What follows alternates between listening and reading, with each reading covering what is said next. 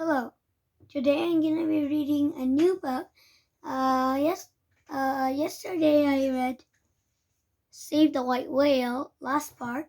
Today we're starting a new book of Geronimo Stillton series. It's Red Pizzas for a Blue Cow. This is a very fun book. So listen carefully. Okay, let's. Oh, what a hairy, scary night. Oh, what a scary night. It was the month of November and it was so cold. I had mouse bumps on the size of marbles. I buried myself under the great Aunt Ratsy's comforter and opened my book. It was a collection of ghost stories, the haunted cheese shop, and other tales to make you squeak. An icy rain pattered against my window as I turned the pages. The wind blew open my window. My curtain danced. Whoosh! About wildly like the ghost in the aerobics class. I jumped out of bed to shut the window. Rat! I was still shivering, and it was just from the cold. Those ghosts certain looked pretty scary. As I climbed back into bed, the phone rang. I bounced up so high my bed did double dusty as a trampoline. Ring, ring, ring! Who could be calling me so late? It was almost midnight. I picked up the receiver. Hello? Hello? Who is it? I demanded. Hello? Geronimo? A voice answered. It sounded very far away. Yes, I am Geronimo Stillton, I shouted. It's me, Dreadtails, the voice continued. I groaned. That me was my annoying cousin Trap. I should have known only Trap would bother a mouse in the middle of the night. Still, he sounded sort of strange. Trap? Where are you? I asked. The line cracked loudly. I could only make out some of my cousin words, but what I heard sent a shiver up my tail.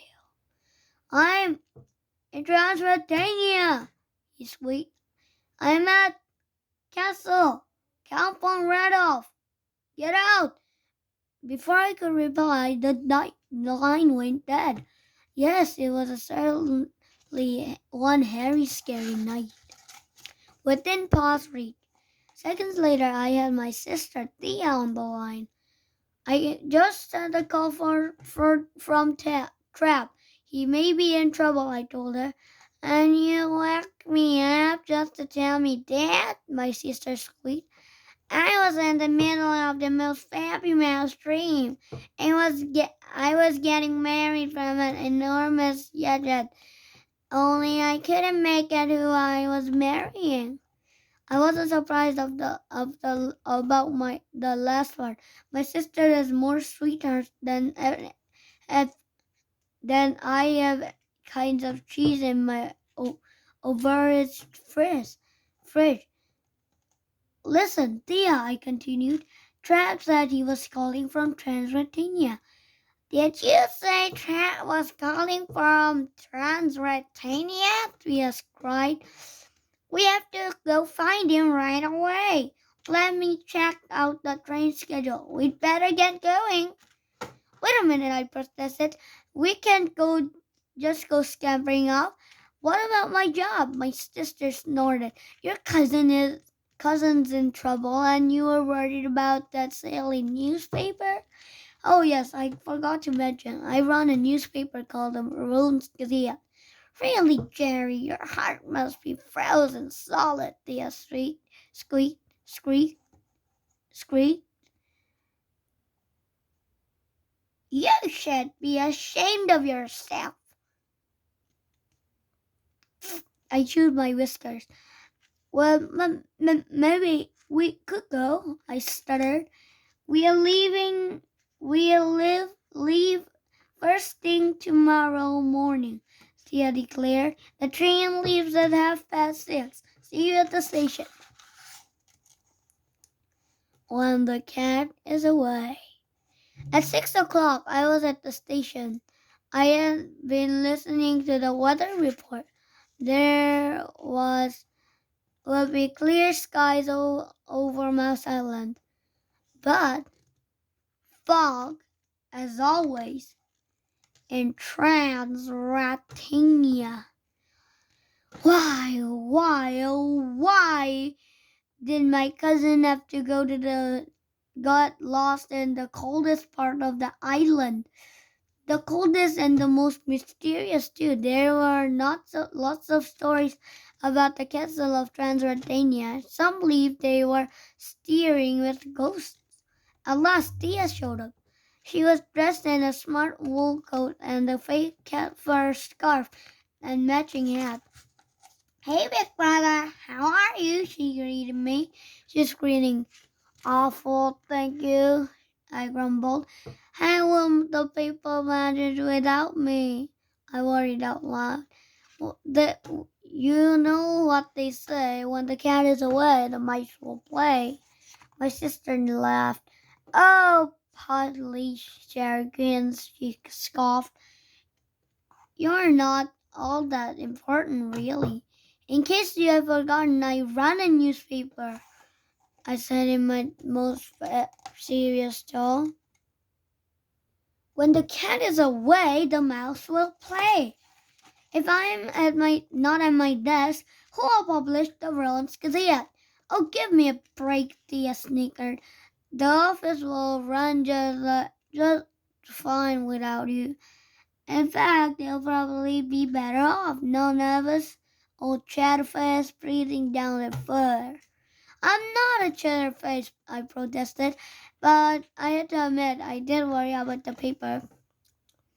After all, mice everywhere were reading it. By the way, Jerry Dale, Tia interrupted my thoughts. "Do you ever read the Daily Rat?" I was reading it on the other day, and before my sister could continue, I jumped to my paws. "The Daily Rat?" I squeaked. "How could you read such a garbage? You know that paper is written by the smelliest sewer rats in the city. They would rob their own mothers for a good story. They would feed a cat the entire graduating class of the Massville Elementary if they sold papers. That junk is only good for wrapping up rotten herrings." "Yes, well, that's all very interesting," Tia said. "But last night I had a great idea for a night article. I will write a story about the castles in the Transylvania. Horror is very in these days, you know," she explained. "Anyway, I've already sold the article, and they paid me a bundle." What did you say?" Why was I so upset? Well, you see, Tia is a special correspondent of my paper, the Rooms Gazette. Could she really be working for my rivals at Dale Rat? "What? Are you telling me you would quit the Gazette?" I squeaked. I felt faint.